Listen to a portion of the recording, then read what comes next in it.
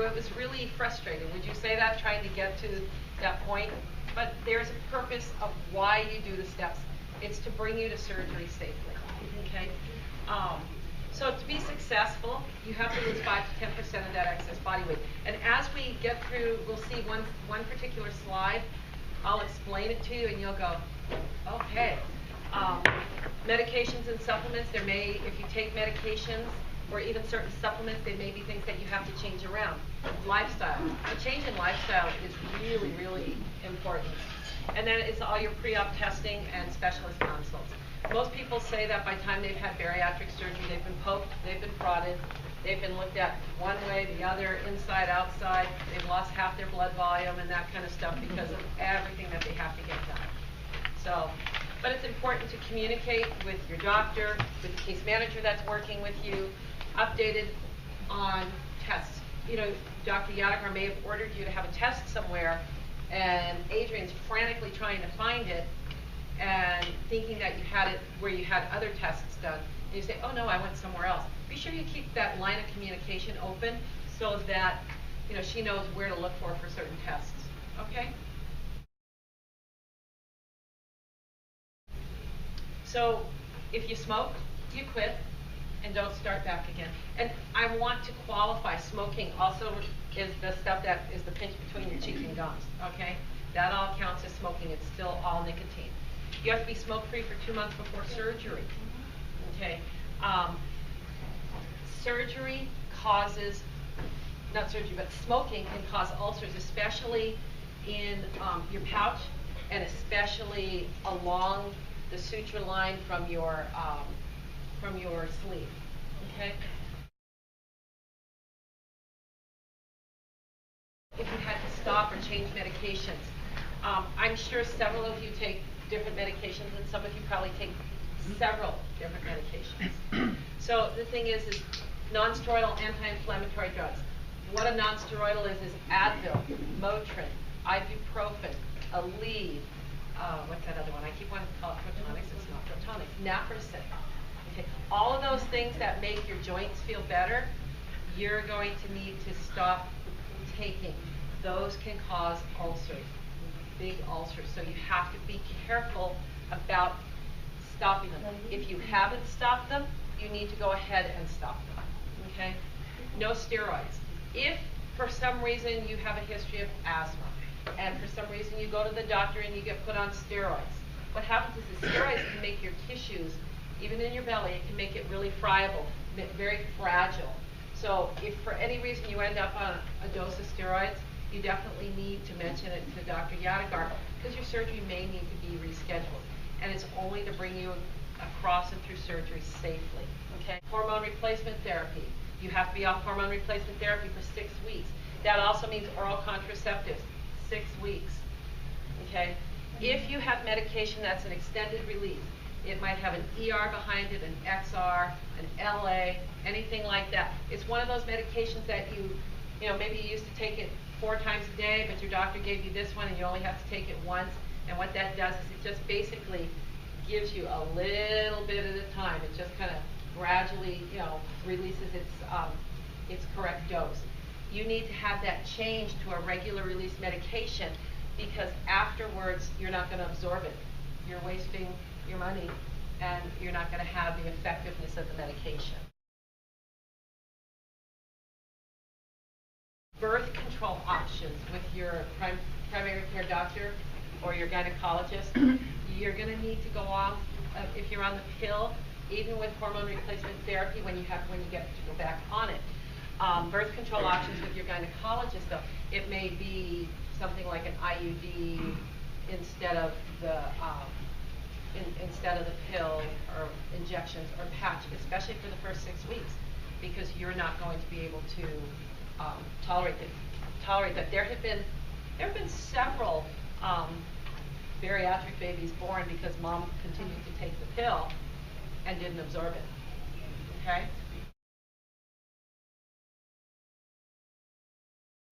Ginkgo biloba, natural garlic and tablets, ginger tablets, omega-3 fatty acids and vitamin E.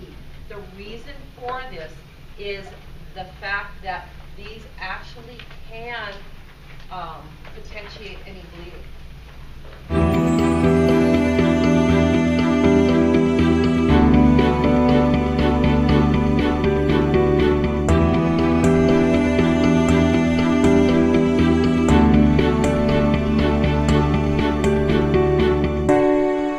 Here's basically what you'd be eating: 12 to 1,400 calories.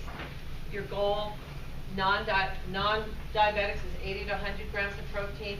Diabetics is 60 to 80 grams of protein. Okay? You're going to do that with 3 protein drinks. 1 is a meal, 2 is snacks, and you're going to eat 2 balanced, healthy meals a day. That's the goal to get you to achieve your weight loss. But the reason you need the protein is that protein plays a lot of factors in the whole process. First of all, you're having surgery. It's repairing your tissue, okay?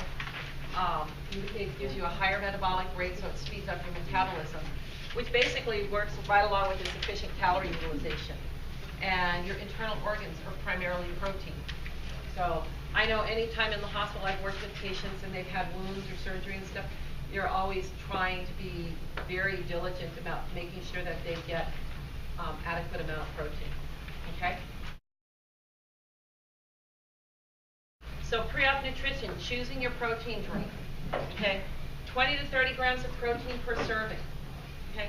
Less than 5 grams of sugar, less than 5 grams of carbs, and less than 15 grams of fat, okay? 20, 30, 5, 10, 15. This is very interesting.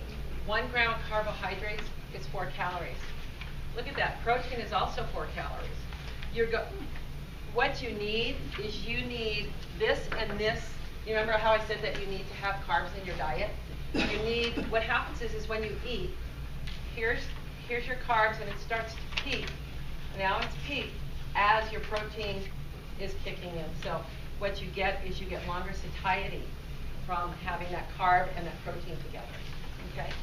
But look at alcohol. 1 gram is 7 calories. But look at fat. 1 gram of fat is 9 calories. So that's a significant increase in the amount of calories if you look at fat. And don't get me wrong, even after surgery, you do need some fat, some kind of healthy fat in your diet.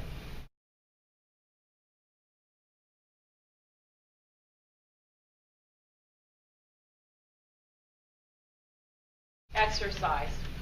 How many people struggle with exercise? Okay. And that's okay. You know, and how difficult is it? Because I know for me, it was difficult. You know, I mean, just standing to wash dishes hurt my back.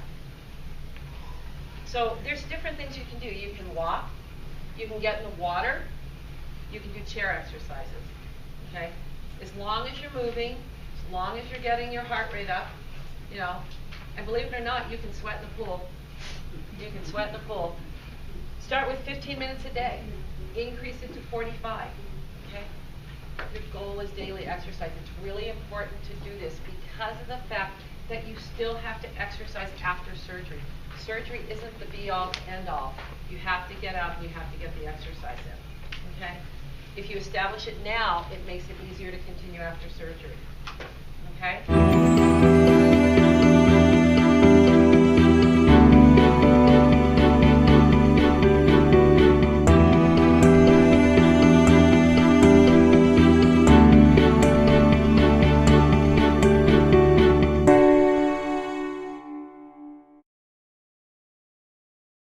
So, pre-op visit. I know some of you have been there today. So, you've read and signed about that 6-page searchable consent, right? Dr. Yadegar has sat with you and reviewed your test results, and will give you final clearance. Review the pre-op instructions. Pre-op instructions are going to be the bowel prep, the liquid diet that you do. This is where your disability forms and any work-related paperwork gets filled out and gets submitted. And then this is where Dr. Yadegar will you'll ask him any remaining questions. Some of those questions might be, oh, I take a blood pressure medicine. Am I supposed to take it the morning of surgery? So these are questions, and you know what I recommend? If you haven't had your pre-op appointment yet, my recommendation is go with a little card and jot your questions down. Because, you know him. He'll be more than willing to sit and answer your questions, right? So 2 days before, which would be Saturday, you would start your clear liquid diet. First of all, clear liquid is anything that you can see through. No soda, okay? Soda doesn't count. So clear liquids would be your protein drink. Even though it may be a milky protein drink, you can't see through it, but you can have that, okay? Clear broth, sugar-free Jell-O, sugar-free popsicles, plenty of water. We want your veins popping when you come in. We want some nice healthy veins when you come in on Monday. The day before surgery, day 2, you're going to continue that clear liquid diet with your popsicles and your Jell-O and all that fun stuff. But we're going to add the last carbonated beverage you're going to have, and that's going to be magnesium citrate. Okay? It's going to be 2 bottles. My recommendation, make it cold, get it gone. Okay? So start that about 8 o'clock in the morning. He says kind of, drink it between 8 and noon. Just drink it. Okay? Definitely drink it, and just drink it. Yes. Stay well hydrated. Like I said, I don't want to see flat veins when you come in and have to see you with all kinds of little gauze and tape because you have no veins because you're dehydrated. Okay? Follow any additional instructions Dr. Yadegar has given you at your pre-op appointment in terms of medication. He may tell you, I want you to take a sip of medication or a sip of water with your blood pressure medicine before you come to the hospital. Okay? So keep all of that in mind and remember what he told you. Okay? And plus it's all written out for you too. Okay? Nothing to eat or drink after midnight unless Dr. Yadegar tells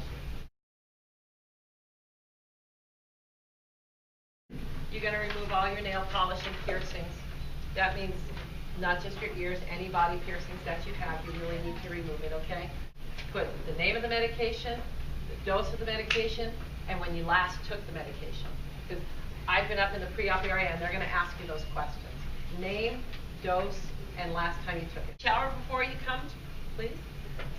No lotion, perfume, or powder. If you put lotion, perfume, powder, oil, what happens is when they go to put those electrodes and the grounding pad, it just slides.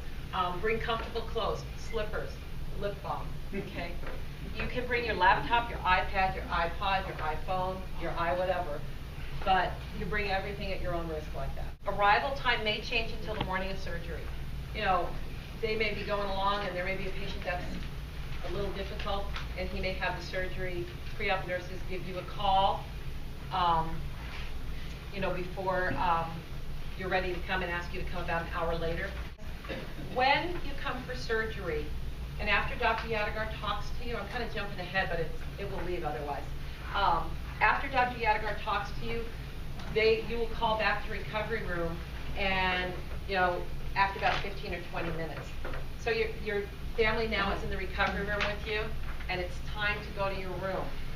Please, I ask you, please, give the nurses at the bedside 15 to 20 minutes to get you settled in the bed. That you let your family know, once they take me to my room, they're going to ask you to go sit out in the lobby over by where the room is, only because there's the recovery room nurse that's in there, there's the nurse getting a report that's in there, there's the CNA trying to make sure that they're getting your first set of vital signs.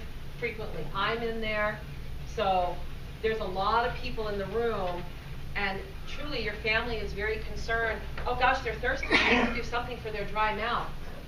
Give us 15 or 20 minutes and we'll get you situated and get you kind of comfortable. So I just noticed that that's a real problem, that the nurses are trying to get report and they really want to hear what's been going on with you in the recovery room. How's your blood pressure? Big one. How are you breathing? So just give them that 15 or 20 minutes so that they can get you situated, okay?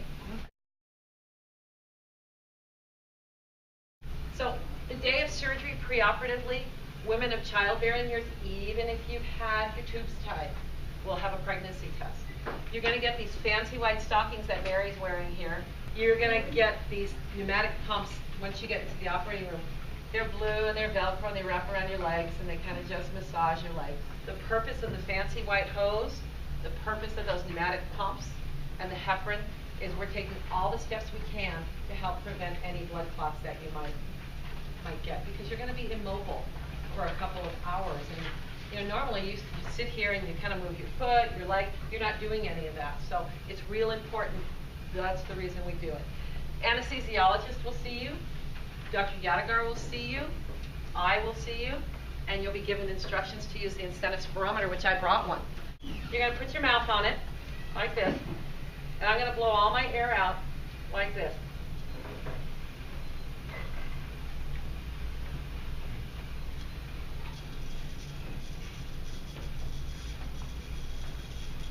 What you're going to do is take a nice big deep breath. Don't take your mouth off of here after you blow all your air out, because this is what I get happening. And they don't make it happen. And the purpose of that is because when you have any kind of, especially abdominal surgery, what happens is that you don't take those nice big breaths and you get a lot of mucus that pretty much like sits in the bases of your lungs and maybe here in your upper airway and stuff. So we want nice big deep breaths. And I can tell the patients who aren't doing it. In the morning, they're running a low-grade temperature. Their white blood cell count might be up a little bit, so I know. So I definitely need you guys working on it, okay? 10 times every hour, okay? I always say whenever the commercial comes on the TV in your room, pick it up and do it 2 or 3 times to every commercial. In an hour, you'll have gotten everything done. The day of surgery, after you've finished your stuff in the pre-op area, the IV, the heparin, learning to breathe, putting your white stockings on, getting your IV fluid that's running for a little bit, you're going to go to the operating room. They're going to transport you on a gurney to the operating room, the same one that you've been on. You're going to slide on over to the operating table. Don't be too anxious to get there and go too quick. The table's wide, but not that wide. And we don't want you going and visiting the other side. We haven't had anybody go overboard yet. So you'll be placed in a position very similar to this, okay? So if you have any shoulder problems, back problems, neck problems, anything like that, please be sure to tell the nurses in the operating room, because they will try to position you to take some of that pressure off. They're going to do everything they can to relieve some of that pressure you might have in your back or anything like that. You're also going to have you'll have conversation with them. They'll probably put a wedge.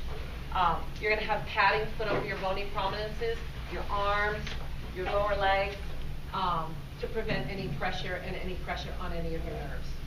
Okay? This is where you'll have the heart monitor put on, the blood pressure cuff gets put on, and you have the little thing that clips to your finger. It's called a pulse oximeter, and it's just checking your oxygenation, okay, by your finger. This is when also, now that things are getting serious, this is your last chance to say, I don't want to go. You're going to put a mask on your face, have you take some nice deep breaths, and the anesthesiologist is going to give you some medicine, and you're going to go to sleep, and you're going to have some more nice deep breaths, and then you're asleep. So what happens while you're asleep? You get a catheter put in. You have a second IV started, okay, while you're asleep. Men and women alike, everybody gets one. Here is the picture that I was telling you about, how you're positioned, and you're at about a 45-degree angle. We don't have you laying flat back, because once you're flat back, everything kind of pushes up this way, and we want it to kind of go down this way, okay? And so it kind of goes more towards a natural position, okay? This here is just a picture of what the different ports would look like. The biggest port's going to be about your thumbnail, and that's pretty much equivalent to your belly button. And you will have a drain for a bypass right around here when you wake up, and for a sleep, the drain would be on the other side. Okay, everybody has it.